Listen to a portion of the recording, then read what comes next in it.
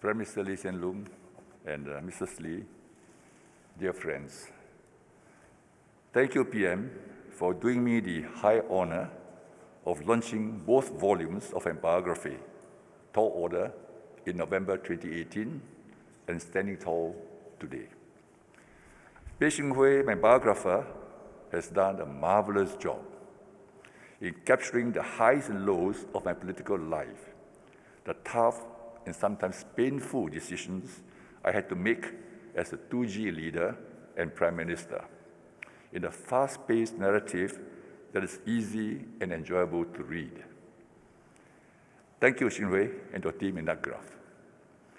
The dialogues I had with Shing Hui, with Han Fook Kwang present, required me not just to recollect, but also to reflect. Hence my reflections after each chapter in Standing Tall, to share with readers the important lessons on Singapore politics and governance, which I have distilled from my life's journey. My main objective of doing my biography is to encourage present and future generations of able Singaporeans to serve their country. My concern is that many have assumed that their good lives will continue indefinitely and have not fully understood that the complex task of keeping Singapore going requires an effective pipeline of good, dedicated, and inspiring leaders. My call is even more pressing today. We are in the midst of another political transition. Carefully managed political succession has been the hallmark of Singapore politics since independence. It has given us political predictability, stability, and good governance. Let me illustrate from my empirical observations. Hindsight is always clearer than foresight. I have always found it instructive and useful to learn from retrospection.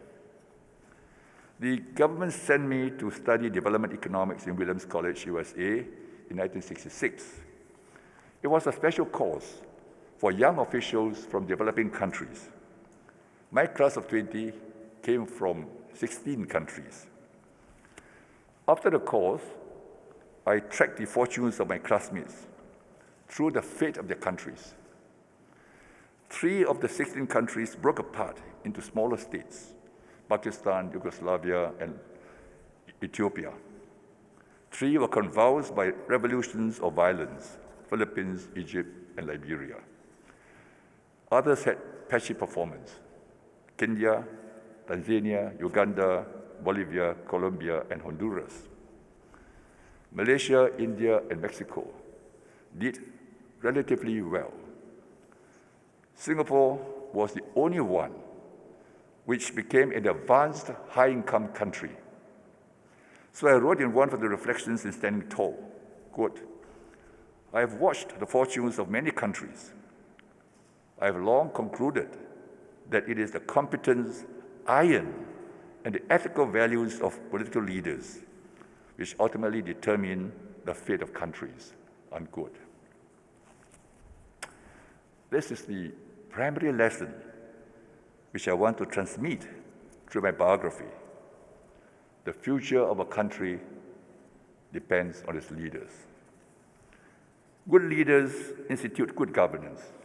Good governance delivers a safe, secure, stable, and conducive environment for its people to grow, compete, succeed, and flourish.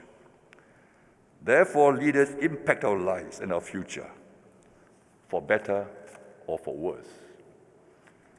Just see how the fortunes of my classmates at Williams College were impacted by their leaders.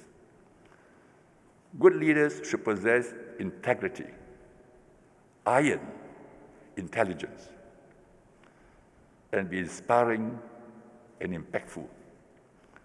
I call these attributes the 5 I's.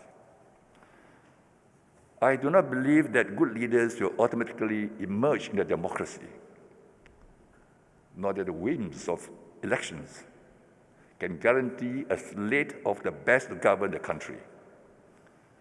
For democracy to work, ours anyway, We must offer the best candidates possible for the people to choose.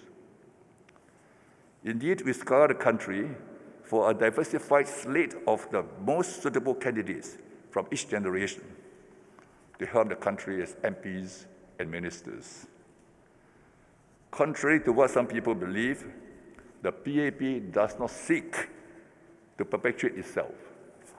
It seeks to perpetuate good governance, values, institutions, and practices. There has been a hiccup in the political transition to the 4G. It is part of the process. There were also hiccups before the old guard passed on the baton to the 2G.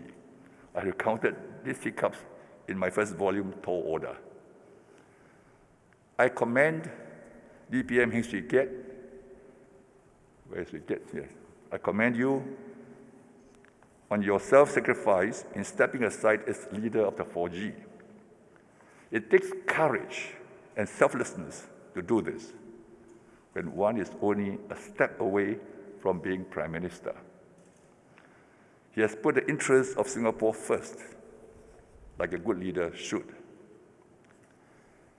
The process of orderly political transition continues. My advice to the 4G is continue working closely as a team to set the agenda for Singapore. Show confidence and leadership as a group. Hone your political skills and prepare yourselves to take over the reins from the 3G. Deliberate carefully who amongst you should be the leader, and band together to support the leader once a decision is made. To my fellow Singaporeans, give the 4G some time to decide on their primus inter pares. This is an important decision for Singapore and for our next lap. The leader so chosen will have to lead his peers like the captain of a soccer team. They will have to work together to produce the best results for the people, just as a soccer team has to click to win matches for its fans. The whole must always be greater than the sum of its parts. Some people think that political succession is an internal PAP problem. They cannot be more wrong. It is a national issue. We need people of ability and integrity to serve the nation. Many have answered the call, and more must do so. Good leadership is the only way to keep Singapore going, growing and glowing to SG 100 and beyond. Will Singapore be glowing in SG 100? In 2065, will the world write about the miracle of the Singapore century of stability, growth, and prosperity? Or will they use us as a case study of how an outstanding nation became an ordinary country like any other, or worse, a failed state? Singapore is a city-state, not a big country. If able people fail to step out into the political arena, or if we do not signal strong support for good leaders, Singapore's drop will be more precipitous than its rise.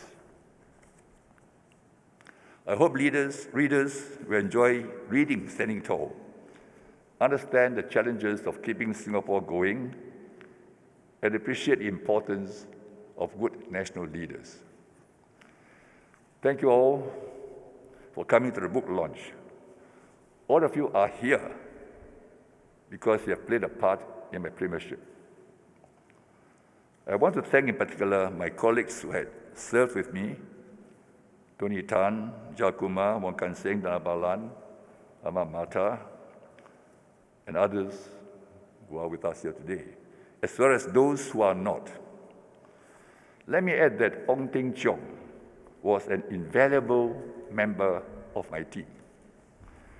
We had regular pre-cabinet meetings and lunches. We enjoyed good camaraderie. Our warm personal relations allowed us to speak frankly and debate issues thoroughly, often with some good-natured banter. We might have had different points of view, but once a decision was made, all of us rallied behind it. We trusted each other. We worked as a team with members looking out for one another. We had a shared sense of purpose. We were united. Without a team, I would not have succeeded as Prime Minister, nor would Singapore have grown and flourished. Lastly, of course, I thank PM for being an indispensable member of my cabinet. One day, you have to write the sequel to my story and to the Singapore story of Lee Kuan Yew. Let us all do our part to keep Singapore standing tall. Thank you again. Thank you.